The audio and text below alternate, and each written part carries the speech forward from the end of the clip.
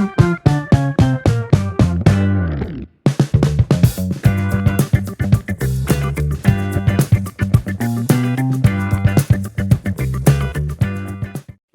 ಎಲ್ರಿಗೂ ನಮಸ್ಕಾರ. ಈಗಾಗಲೇ 4 ಡೇಸ್ ಆಯ್ತು ವಿಡಿಯೋಸ್ ಅಪ್ಲೋಡ್ ಮಾಡಿದೆ. ಯಾಕೆ ಅಂತ ಹೇಳಿ ತೋರಿಸ್ತೀನಿ ನೋಡಿ. ಪಿಕ್ಚರ್ ನೋಡಿರ್ತೀರ ಅಂತ ಅನ್ಕೊಳ್ತೀನಿ. ಏನ್ ರೀಸನ್ ಅಂತ ಹೇಳಿದ್ರೆ ಮೊಬೈಲ್ ಕೈಯಲ್ಲೇ ಇಟ್ಕೊಂಡಿರ್ತೀನಲ್ಲ, ಹಾಗಾಗಿ ಕೈ ತುಂಬಾ ನೋವಾಗ್ತಾನೆ ಇತ್ತು. ಸರಿ ಏನಪ್ಪ ಹಿಂಗ್ ನೋವಾಗ್ತಾ ಇದೆ, ಸುಮಾರು 1.5 ವರ್ಷದಿಂದ ನನ್ನ ಕೈ ನೋವು ಇದೆ, ಆದ್ರೂ ಸಹ ನಾನು ಅಡ್ಜಸ್ಟ್ ಮಾಡ್ಕೊಂಡು ಏನೋ ಕೈ ನೋವು ಇದೆ ಹಾಗೆ ಹೀಗೆ ಅಂತ ಅಂದ್ಬಿಟ್ಟು ವಿಡಿಯೋಸ್ ಮಾಡ್ತಾನೆ ಇದ್ದೆ. ಅದೇನಾಯ್ತು, ಈಗ ಸಿವಿಯರ್ ಆಗ್ಬಿಡ್ತು, ತುಂಬಾ ಕೈ ನೋವು ತಡೆಯಕ್ ಆಗ್ಲಿಲ್ಲ. ಹಾಗಾಗಿನೇ ನಾನು ಎಪಿಸೋಡ್ ನ ಬೇಗ ಮುಗಿಸಿದ್ದಿಲ್ಲ, ಅಂದ್ರೆ ಇನ್ನೊಂದ್ 2-3 ಎಪಿಸೋಡ್ ಆಗ್ತಾ ಇದ್ದೆ. ಕೈ ನೋವು ತುಂಬಾ ತಡೆಯಕ್ ಆಗ್ಲಿಲ್ಲ. ಸರಿ ಡಾಕ್ಟರ್ ಹತ್ರ ಇದ್ರ ಮುಂಚೆ ಎಲ್ಲ ಹೋಗಿದ್ದೀನಿ, ಅವರು ಅದಕ್ಕೆ ಟ್ಯಾಬ್ಲೆಟ್ ಎಲ್ಲ ಕೊಟ್ಟಿದ್ದಾರೆ, ಆಗ ಮಾತ್ರ ಸರಿ ಇರುತ್ತೆ, ಮತ್ತೆ ಶುರು ಆಗುತ್ತೆ ಕೈ ನೋವು. ಯಾಕೆ ಅಂತ ಗೊತ್ತಾಗ್ಲಿಲ್ಲ. ಸರಿ ಇದನ್ನ ಬೇರೆ ಡಾಕ್ಟರ್ ಹತ್ರ ನೋಡೋಣ ಅಂತ ಅಂದ್ಬಿಟ್ಟು ಈಗ ಹಾಸ್ಪಿಟಲ್ ಚೇಂಜ್ ಮಾಡಿ ನೋಡಿದೆ.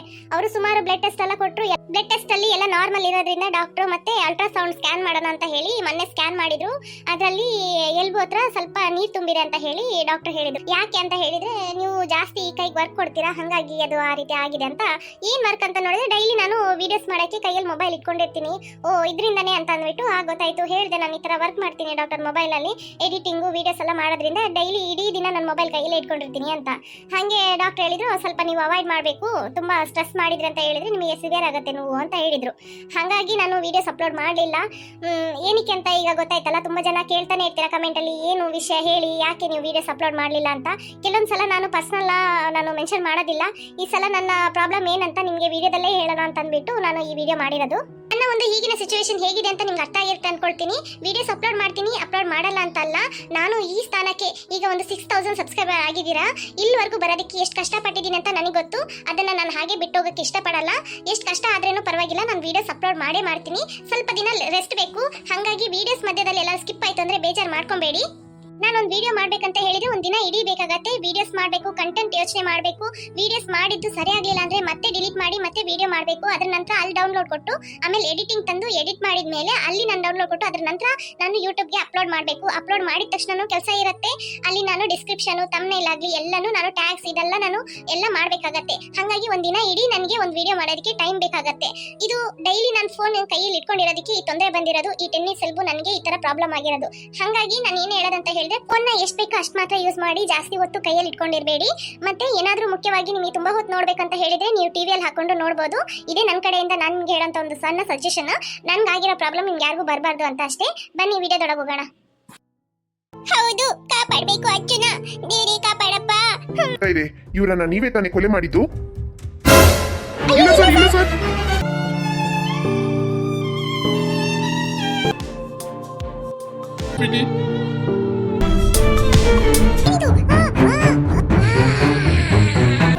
ಅಮ್ಮ, ನೀನ್ ಹೇಳ್ದಾಗೆ ನಾವು ಅಂತ್ಯ ಸಂಸ್ಕಾರ ಮಾಡಾಯ್ತು. ನನ್ನ ಮಗಳು ಸಿಗ್ತಾಳ? ಖಂಡಿತ ಆಂಟಿ, ನಿಮ್ ಮಗಳು ಸಿಗ್ತಾಳೆ. ಬನ್ನಿ ಹೋಗೋಣ. ಅಯ್ಯೋ, ಇನ್ನ ಎಷ್ಟು ದೂರ ಹೋಗ್ಬೇಕಮ್ಮ? ಅಂಕಲ್, ಇನ್ನೇನ್ ಸ್ವಲ್ಪ ದೂರನೇ, ಬನ್ನಿ.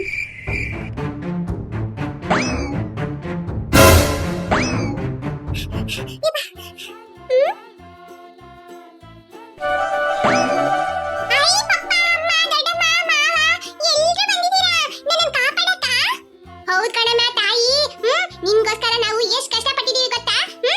ಹೌದಾ, ನನ್ನನ್ನ ಹುಡುಕ್ತಾ ಇದ್ದೆ ಕಾಡಲ್ಲಿ? ಹೌದ್ ಕಣಮ್ಮ ಅಚ್ಚು, ನಿನ್ಗೇನ ಆಗ್ಬಿಡ್ತು ಅಂತ ಹೇಳ್ಬಿಟ್ಟು ಇಲ್ಲಿದ್ದಾಳಲ್ಲ ಏಂಜಲು, ಅವಳೇ ನಮ್ಗೆಲ್ಲ ಸಹಾಯ ಮಾಡಿದ್ದು. ಅವಳಿಲ್ಲ ಅಂದ್ರೆ ನಿನ್ನನ್ನ ಕಾಪಾಡಕ್ಕೆ ಆಗ್ತಾ ಇರ್ಲಿಲ್ಲ ನೋಡು. ಯಾರು ಇವರಾ? ಇವರಿಗೆ ಗೊತ್ತು ನಾನು ಇಲ್ಲಿದ್ದೀನಿ ಅಂತ ಕಷ್ಟದಲ್ಲಿ. ಬಾಬಿ, ನಾನು ಯಾರಂತ ಗೊತ್ತಿಲ್ವಾ? ನಾನೇ ಜಿನ್ನು. ಏನು, ಇವರಿಗೆಲ್ಲ ನೀನು ಐಡಿಯಾ ಕೊಟ್ಟಿರೋದಾ? ಬಾಬಿ, ಹೌದು ಬಾಬಿ, ನೀವು ತುಂಬಾ ಅಪಾಯದಲ್ಲಿದ್ದೀರಾ ಅಂತ ಹೇಳಿ ಇವರು ಎಲ್ಲರೂ ನಿಮ್ಗೆ ಹೆಲ್ಪ್ ಮಾಡಿದ್ದಾರೆ. ಇವರಿಲ್ಲ ಅಂತ ಹೇಳಿದ್ರೆ ನಿಮ್ಮನ್ನ ಕಾಪಾಡಕ್ಕೆ ಆಗ್ತಾ ಇರ್ಲಿಲ್ಲ. ನಾನೇ ಇವ್ರ ಹತ್ರ ಹೇಳಿದ್ದು. ಏನ್ ಹೇಳ್ತಾ ಇದೀಯ ಜಿನ್? ಜಿನ್ನ? ಅದ್ಯಾರು? ಅಮ್ಮ, ಅದು ಬಾಬಿ, ಇಲ್ಲಿ ಬಾ ಬಾಬಿ, ಸ್ವಲ್ಪ ಇಲ್ಲಿ ಬಾ.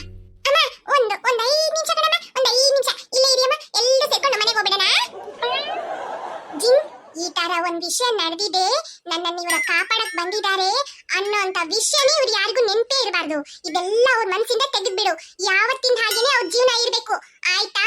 ಈ ಕೆಲಸ ನೀನ್ ಮಾಡ್ಲಿಲ್ಲ ಅಂದ್ರೆ ನೋಡು, ನಾನು ಇನ್ಮೇಲೆ ನಿನ್ನ ಹತ್ರ ಮಾತಾಡೋದೇ ಇಲ್ಲ. ಬಾರ್ಬಿ, ಸಿಟ್ ಮಾಡ್ಕೋಬೇಡಿ ಬಾರ್ಬಿ. ನಿಮ್ಗೆ ಈ ತರ ಒಂದ್ ವಿಷಯ ನಡೆದಿದೆ, ಇವರೆಲ್ಲರೂ ಬಂದು ನಿಮ್ಮನ್ನ ಕಾಪಾಡಿದ್ದಾರೆ ಅನ್ನೋ ವಿಷಯ ಯಾರಿಗೂ ಗೊತ್ತಾಗಬಾರ್ದು, ಅಷ್ಟೇ ತಾನೇ? ಸರಿ ಆಯ್ತು, ಈ ವಿಷಯ ಯಾರಿಗೂ ಗೊತ್ತಿಲ್ಲದೆ ಹಾಗೆ ಮಾಡ್ತೀನಿ. ಓಚು, ಏನಮ್ಮ ಆ ಹುಡುಗಿ ಹತ್ರ ಗುಸ್ಗುಸು ಅಂತ ಮಾತಾಡ್ತಾ ಇದೀಯಾ? ಏನ್ ವಿಷಯ?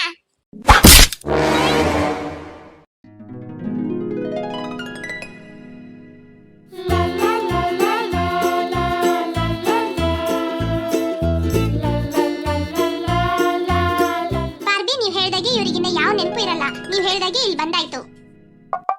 ಭಾರಿ ಕರ್ಕೊಂಡ್ ಬಂದ್ಬಿಟ್ಟೆ ನೋಡು. ಇವರನ್ನೆಲ್ಲ ಹಿಂಗ್ ಬಿಟ್ಟಿದ್ಯಲ್ಲ, ಇವ್ರ ಎದ್ಮೇಲೆ ನಾನು ಯಾಕೆ ಇಲ್ಲಿದ್ದೀನಿ, ನಾನು ಯಾಕೆ ಇಲ್ಲಿ ಮಲ್ಕೊಂಡಿದ್ದೀನಿ ಅಂತ ಕೇಳಿದ್ರೆ ಏನ್ ಹೇಳೋದು? ಅವ್ರನ್ನ ಅವ್ರ ಮನೆ ಕಳ್ಸು. ಅಯ್ಯೋ ಆಯ್ತು ಬಾರ್ಬಿ, ಕಳಿಸ್ತೀನಿ, ಸಿಟ್ ಮಾಡ್ಕೋಬೇಡಿ.